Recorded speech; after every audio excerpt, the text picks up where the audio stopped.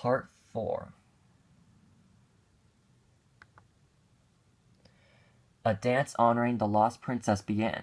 Rapunzel and Flynn joined hands and were quickly carried away by the music. They whirled around the square, laughing and enjoying each other's company.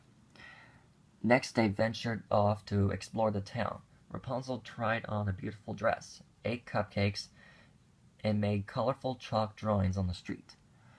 It was the most perfect day she could ever have hoped for. As night fell, Flynn led Rapunzel to a boat and rowed them to a spot where they would have a perfect view of the lights. Rapunzel sat quietly, deep in thought. "What if it's not everything I dreamed it would be?" she asked. "It will be," Flynn reassured her. "And what if it is?" Rapunzel asked. "What do I do then?" You get to find a new dream. You get to go find a new dream," he told her. Soon hundreds of lanterns illuminated the sky. Flynn handed Rapunzel her own lantern. In return, Rapunzel took out the satchel she had been hiding all day and gave it to Flynn. She was no longer afraid he would leave her once he had the crown. Flynn tossed the satchel aside and reached for her hand. The two gazed into each other's eyes. Everything around them seemed to fade away as Flynn caressed Rapunzel's cheek. They leaned in closer until their noses were just about to touch.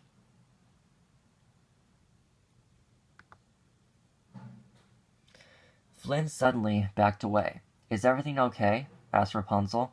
Flynn had spotted the Stabbington brothers on the shore. "I'm sorry, there's something I have to take care of," he said. Flynn left Rapunzel in the boat and went off to see the Stabbington brothers. "The crown is all yours," Flynn told the brothers.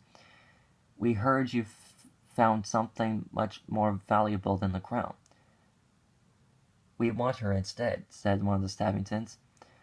Then the brothers knocked Flynn unconscious and sent him out into the harbor tied to a helm of the boat. Rapunzel was just starting to get worried when the Stabbingtons walked up to her. They told her that Flynn had traded her and her magical hair for the crown. Rapunzel could clearly see Flynn steering a boat away from them. She called out to him, but he didn't respond. Rapunzel couldn't believe that Flynn had betrayed her. As the Stabbingtons lunged for her, Rapunzel ran into the forest. Unfortunately, her hair got caught on a tree branch.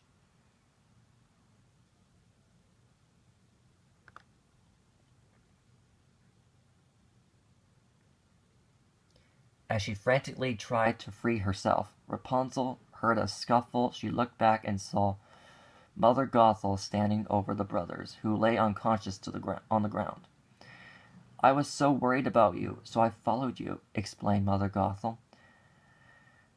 "And I saw them attack you, and oh my, let's go before they come to." "You were right, Mother," Rapunzel sobbed. Mother Gothel smiled. Her plan had worked perfectly.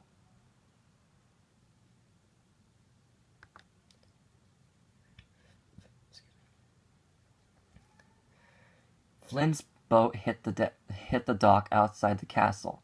When he regained consciousness, he immediately called out for Rapunzel. He knew she was in danger. Before he could do anything, 2 palace guards found him tied up. With the stolen crown, they immediately dragged him off to prison. Standing nearby was Maximus.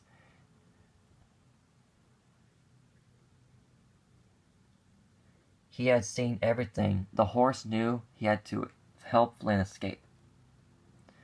In the jail, the Stabbington brothers were locked in a cell. They admitted that Mother Gothel had told them about Rapunzel's magic hair. Flynn now understood that Mother Gothel had tricked all of them to get Rapunzel back. Just then, the thugs from the Snuggly Duckling burst in to rescue Flynn. They overpowered the prison guards and catapulted Flynn over the wall and onto Maximus's back. "Max, you brought them here," Thank you, said Flynn. The horse neighed and galloped at top speed through the closing gates. The heroes were off to rescue Rapunzel.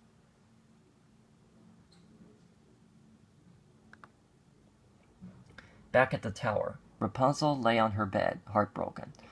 She held a kingdom flag in her hand, a souvenir from her magical day in the town. She looked at the kingdom sun symbol